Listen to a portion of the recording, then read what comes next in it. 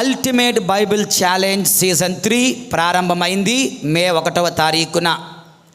దాని గురించి ఒక 3 విషయాలు జాగ్రత్తగా కొన్ని విషయాలు జాగ్రత్తగా ఆలకించండి. ఏదో పెద్ద కార్యం, గొప్ప కార్యం అని నేను అనుకోవటం లేదు. చిన్న కార్యం, simple work, simple challenge, simple task, ఒక చిన్న ఆధ్యాత్మిక అధ్యయనం. 170 రోజులలో పరిశుద్ధ గ్రంథాన్ని పూర్తిగా చదివే కార్యక్రమం. సీజన్ 3 అంటున్నాం ఎందుకంటే ఇది ఇప్పటికే 2 సార్లు చదివాం. ఇది 3వ సారి కనుక 3వ రౌండ్ మనం చదువుతున్నాం. రోజుకి 8 అధ్యాయాలు చదువున 170 రోజులు చదివితే క్యాథలిక్ బైబిల్ పూర్తిగా మనం చదవగలుగుతాం. ప్రొటెస్టెంట్ బైబిల్లో 66 పుస్తకాలు ఉంటాయి. క్యాథలిక్ బైబిల్లో 73 పుస్తకాలు ఉంటాయి. వాళ్ళకన్నా మన బైబిల్ పురాతనమైనది, మొట్టమొదటిది, పెద్దది కూడా. దేవుని యందు ప్రియులారా, ఇందులో రూల్స్ ఏంటంటే ప్రతి ఆదివారం ఒక పోస్టర్ గ్రూపులో పెట్టబడుతుంది. వారం రోజులకు, ఆదివారం నుంచి శనివారం వరకు ఏ రోజున ఏ వాక్యాలు, అధ్యాయాలు చదవాలో. ఓకే. రెండవది డైలీ పోస్టర్. ప్రతిరోజు కూడా ఈరోజు నువ్వు చదవాల్సింది మరొక్కసారి నీకు గుర్తు చేయడం జరుగుతుంది. దేవుని యందు ప్రియులారా, వీక్లీ పోస్టర్, డైలీ పోస్టర్. వారం మొత్తానికి గుర్తు చేస్తాను. ఎవరికైనా తొందరగా చదువుకోవాలంటే చదువుకోవచ్చు. ప్రతిరోజు ముందు రోజు నైటే వీలైతే, లేదా తెల్లవారుజామున పెట్టడం జరుగుతుంది. దేవుని యందు ప్రియులారా, అందులో ఉన్న బైబిల్ గ్రంథ భాగాలు అర్థవంతంగా చదవండి. కొంచెం బయటకు చదవండి ఒంటరిగా ఉంటే. చదివిన తర్వాత వీలైతే వాట్సాప్ గ్రూపులో థమ్సప్ అనే ఈమోజీ కానీ, నమస్తే అనే ఈమోజీ కానీ పెట్టి రెస్పాన్స్ ఇవ్వండి. మీరు చదివారని నేను తెలుసుకుంటాను, నేను రాసుకుంటున్నాను. మ్యాక్సిమం వీలైతే బైబిల్ గ్రంథంలో నుంచే చదవండి, సెల్ ఫోన్ నుంచి చదవద్దు. ఎందుకంటే మధ్యలో యూట్యూబ్ నోటిఫికేషన్స్, వాట్సాప్, ఫోన్ కాల్స్తో డిస్టర్బ్ అవుతాం కనుక మనసు పెట్టి చదవలేం. పరిశుద్ధ గ్రంథం నుంచి చదివితే ఆ పుస్తకానికి శక్తి వస్తుంది, అది మంచి కాన్సన్ట్రేషన్ ఉంటుంది. దేవుని యందు ప్రియులారా, 1 లేదా 2 రోజులు మీరు ఎవరైనా మిస్ అయితే కంగారు పడకండి. తర్వాత రోజుల్లో దానిని మీరు కవరప్ చేయవచ్చు. అందరూ కలిసిగట్టుగా నడిచే చిన్న ప్రయత్నం ఈ మన యొక్క అల్టిమేట్ బైబిల్ ఛాలెంజ్ సీజన్ 3. నిజానికి నేను ఒక్కనే చదువుతానంటే నేను చదవను. ఎందుకని? నన్ను అడిగేవాడు లేడు, నాకు ఒక గమ్యం లేదు, నాకు ఒక లక్ష్యం లేదు, నాకు ఒక సవాలు లేదు కనుక నేను చదవలేను.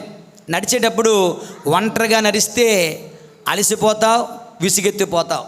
2-3తో కలిసి నడిస్తే హుషారు ఉంటుంది, జోష్ ఉంటుంది, తోడు ఉంటుంది. నువ్వు ఒక్కడవే బైబిల్ చదవాలనుకుంటే ఏదో ఒక రోజున మధ్యలో నువ్వు దాన్ని వదిలేస్తావు. అడగడానికి ఎవరు ఉండరు కనుక no motivation that makes you keep going.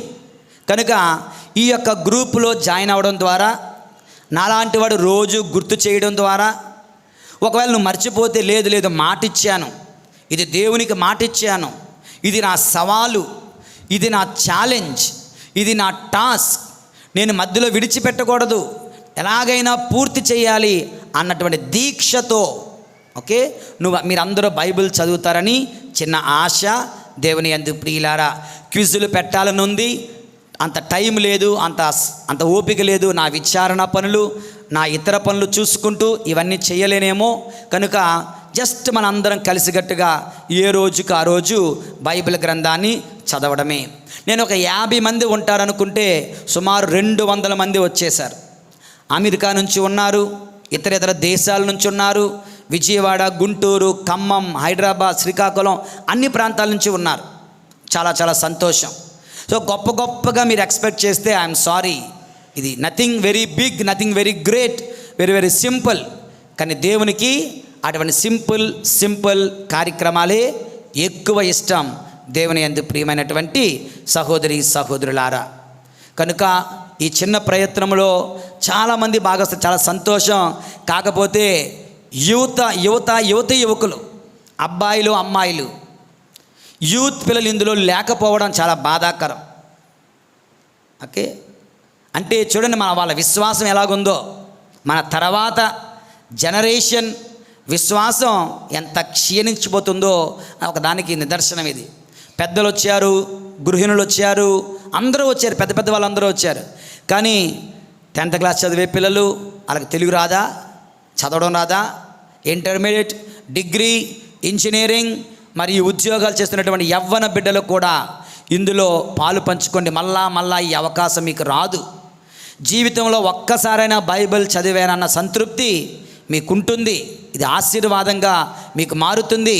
ఈ పుణ్య కార్యాన్ని మీ ప్రత్యేక తలంపుల నెరవేర్పు కొరకు దేవుని కల్పిస్తే తప్పక నెరవేరుతుంది. దేవుని యందు ప్రియమైన సహోదరి సహోదరులారా, మీరు నేను మనందరం దేవుని గురుత్వంలో భాగస్థులం, క్రీస్తు గురుత్వం భాగస్థులం. మనం దేవునికి అర్పించగలం మన కష్టాలు, మన బాధలు, మన పాపాలు, మన పుణ్యాలు, మన బైబిల్ పఠనం కూడా దేవునికి అర్పించండి.